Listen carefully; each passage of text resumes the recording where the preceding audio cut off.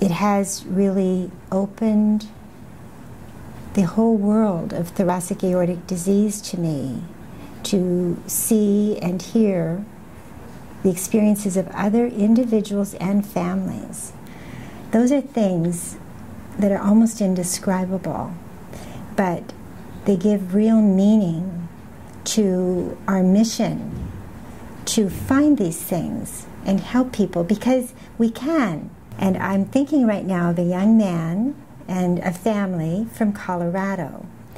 And they contacted the foundation. I heard from his wife. And he had a bicuspid aortic valve and an ascending aortic aneurysm.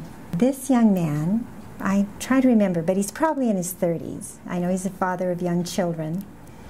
His father had 2 aneurysms in the brain.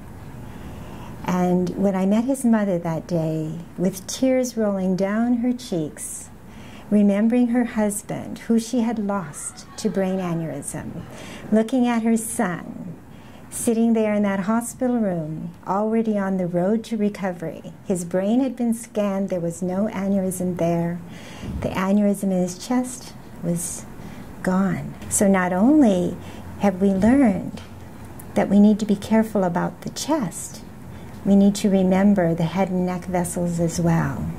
Today, if we can find it, then we can do something about it. Truly, I think, not exaggerating, I can tell that this association from the patient's family, there is a strong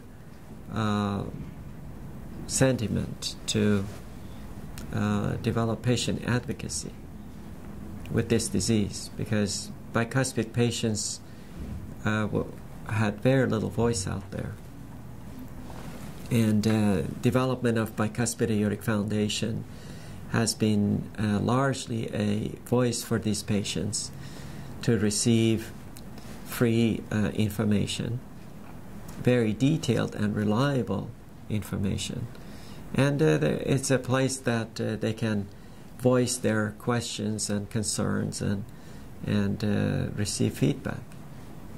So I think in many cases that we came across has been a lifesaver to them. So the answers to my questions, what is this? There's those that can help us understand what it is. Can anything be done? Yes. Yes, a great deal can be done. Is there anyone? Yes, there are skilled surgeons and medical professionals, teams of people that form programs and focus on exactly this problem. They're there, but where are they? That's also the challenge, to find them.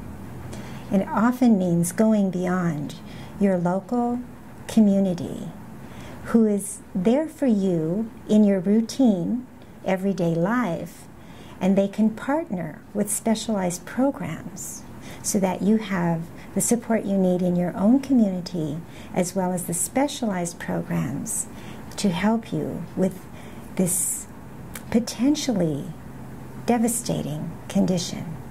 They can sort of diffuse it and care for you and your family. They need to know the presence of a bicuspid aortic valve in the family is a risk factor. Other members of the family may not necessarily be bicuspid, but the recent research has shown that even though they might have a tri-leaflet aortic valve, they still might have elements of thoracic aortic disease and aneurysm of their aorta.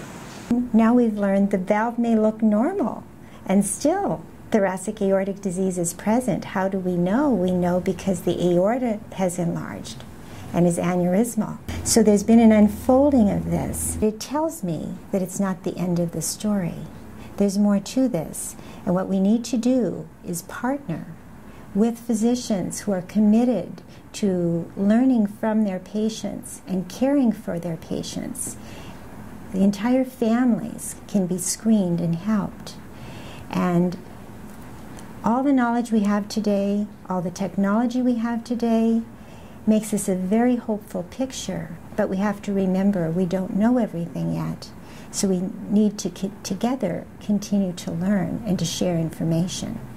And through the Bicuspid Aortic Foundation, through programs, aortic surgery programs that reach out to their communities and to people everywhere who need them, that's how we're going to have a better future for those with thoracic aortic disease.